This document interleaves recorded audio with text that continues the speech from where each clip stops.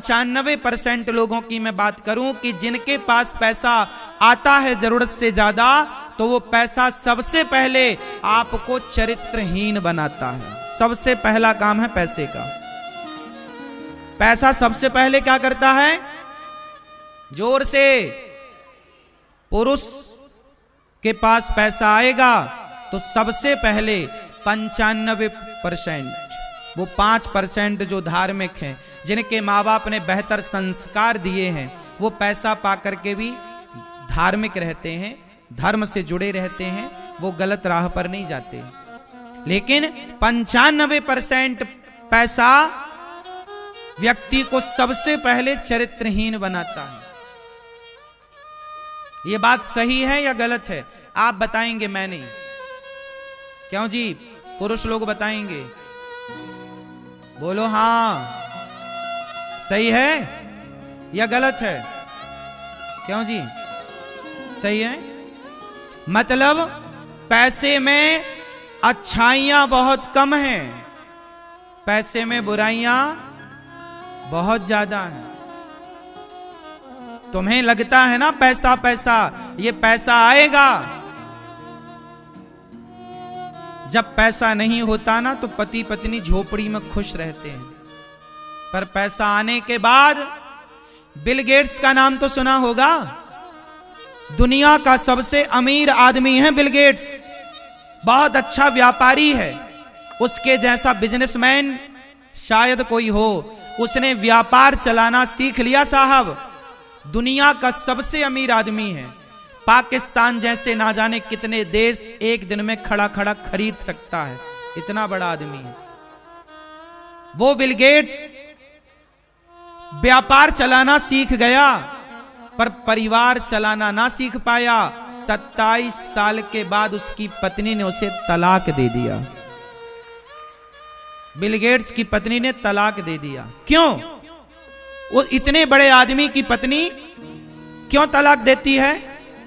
क्योंकि वो पत्नी कहती है कि मुझे पैसे से प्यार नहीं है, आपसे प्रेम है। और वो आदमी भटक गया।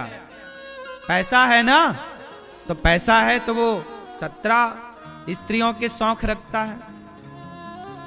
पत्नियां कैसे बर्दाश्त करें कि मेरा पति 17 स्त्रियों के संग रहे? पैसा कुछ भी नहीं है मेरी माँ। बिल गेट्स के पास बहुत पैसा है, फिर भी तो अपनी पत्नी को खुश ना रख पाया।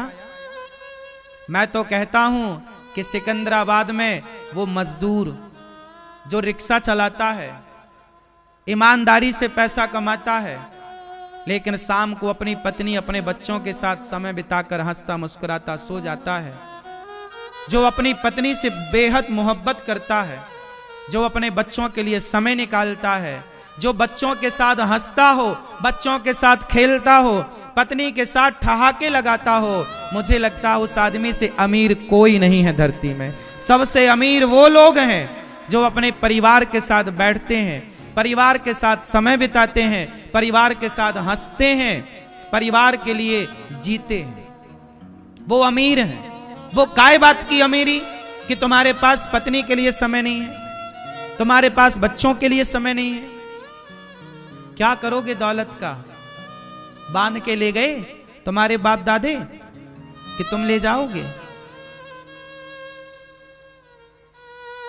क्यों मेरी मां?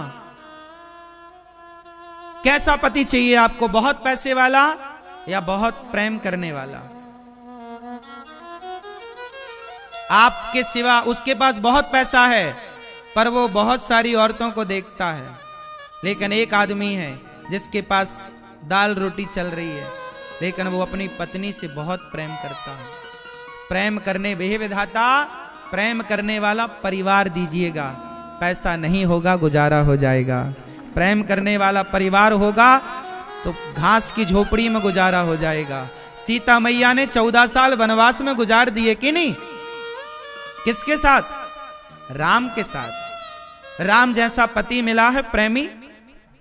राम ऐसे पति हैं कि राम के आगे सूप न खाती है, ऑफर करती है, I love you Ram ji, हम बहुत प्यार करते हैं आपको, ब्याह कर लो हमसे। सूप न खाने क्या कहा? राम को हम आपसे प्यार करने लग गए, तो सम पुरुष न मोह सम नारी, तुम्हारे जैसा सुंदर पुरुष कौन होगा।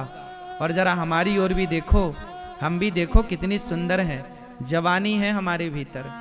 राम जी ने आंखें उठाकर ना देखी सूर्पनखा को।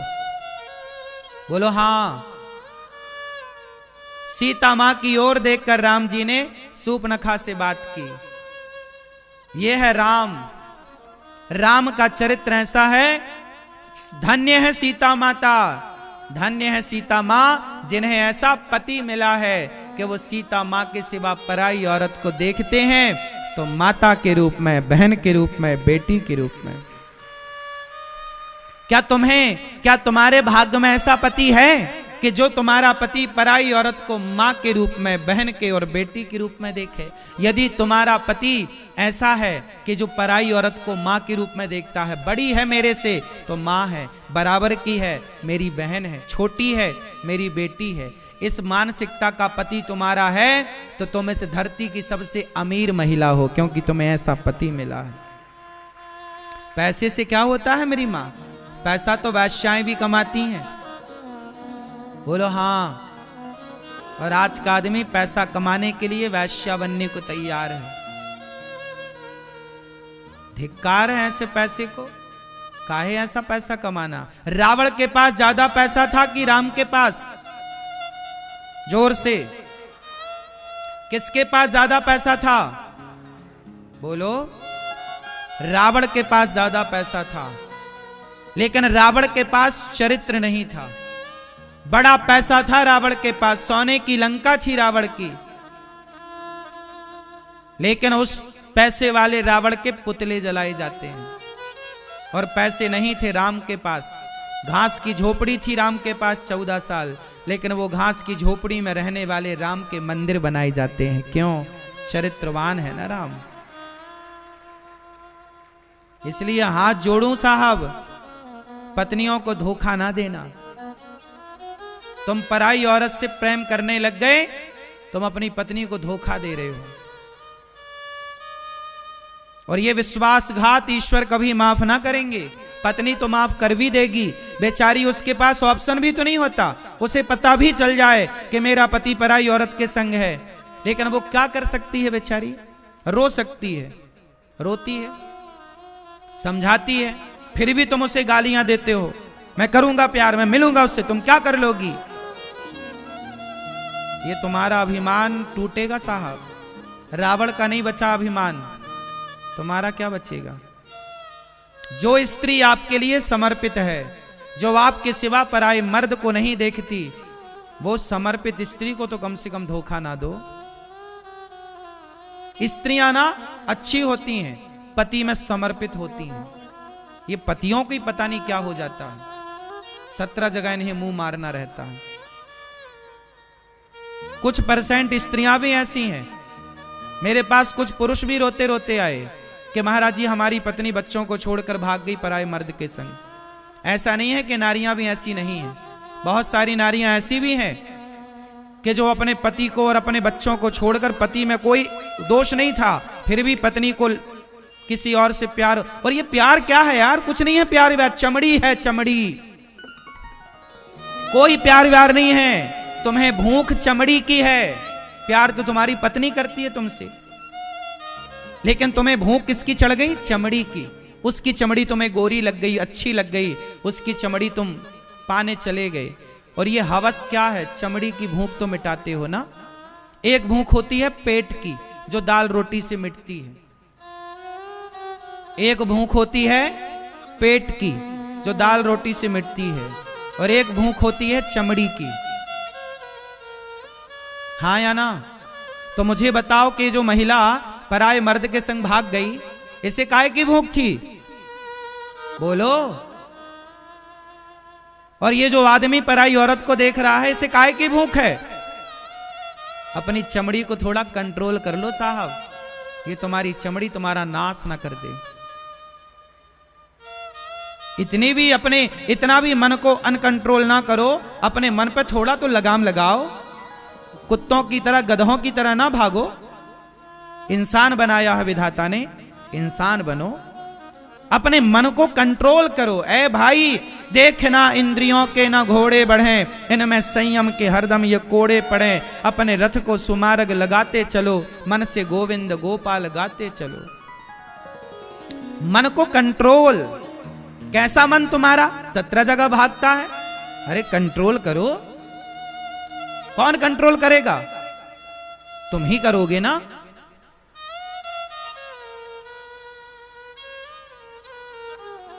जो दूसरों का घर बिगाड़ता है ना, एक बार क्या हुआ, सिकंदराबाद में एक वैश्या रहने लग गई। वो सारे लोगों को बिगाड़ने लग गई। तो एक साधु आए, तो गांव के लोगों ने कहा, महाराज वो ये गांव में वैश्या आ गई है, सारे बच्चों को बिगाड़ रही है, जरा आप कृपा करो, इस वैश्या को जरा समझाओ, इसे ठीक करो। तो साधु जी ने उस वैश्या के घर के आगे घास की कुटिया बनाई और रहने लग गए। वैश्या का घर और साधु का घर, दोनों का घर साथ साथ। साधु सवेरे 4 बजे जागे, सीताराम सीताराम सीताराम सीताराम। अब जो वैश्या के ग्राहक थे, क्लाइंट, अब वो धीरे धीरे साधु की कुटिया में जाने लग गए और वो भी कीर्तन करने लगे, श्रीमन नारायण श्रीमन कीर्तन भजन सत्संग में उनको अच्छा लगने लगा।